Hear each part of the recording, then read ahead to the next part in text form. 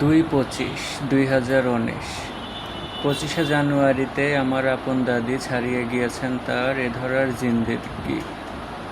1 মাস পরে তার 25 ফেব্রুয়ারিতে আবার তাহার দেবর দাদা ইসমাইল হোসেনও হয়েছেন এ ধরা পার।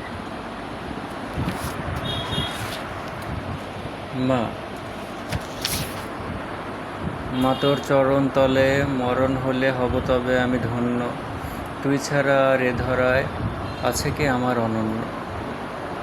তোরে ডাকি আমি আয় কাছে মোর, যাস না দূরে ছাড়িয়া, তোরে ছাড়িয়ে আমি বাঁচিব কেমনে, হইব যে দিশেহারা। ক্রিকেট মানে ব্যাট, ক্রিকেট মানে বল, ক্রিকেট মানে দল, ক্রিকেট মানে 4 ছক্কা, কিপারের হাতে বল, ক্রিকেট মানে উইকেট, ক্রিকেট মানে বোল্ড, ক্রিকেট মানে ক্যাচ, ক্রিকেট এক সার্কাস।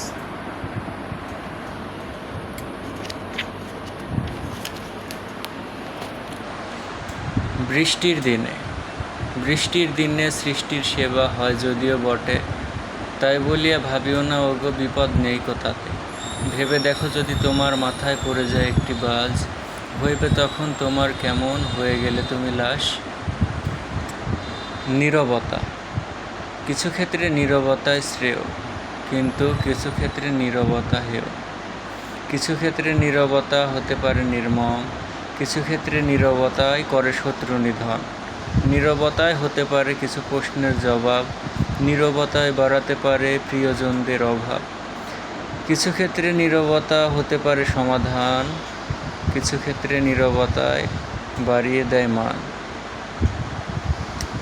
কবুতর, আছে মোর কবুতর, মানে বর্তমানে এখন আর নেই যদিও, তবে এই কবিতাটা যখন লিখেছিলাম তখন আমার কিছু কবুতর ছিল, আমি কবুতর পালন করতাম তখন। কিছু বিশেষ করে কবুতর নিয়ে কবিতা লিখবো জন্যেই কিছু কবুতর পালন করেছিলাম আর কি এক সময়। তো কবুতর, আছে মোর কবুতর, মানে ছিল মোর কবুতর, দেখিতে তারা সুন্দর, মনে হয় প্রাণবন্ত, তাদের দেখে জুড়িয়ে যায় আমার এই অন্তর।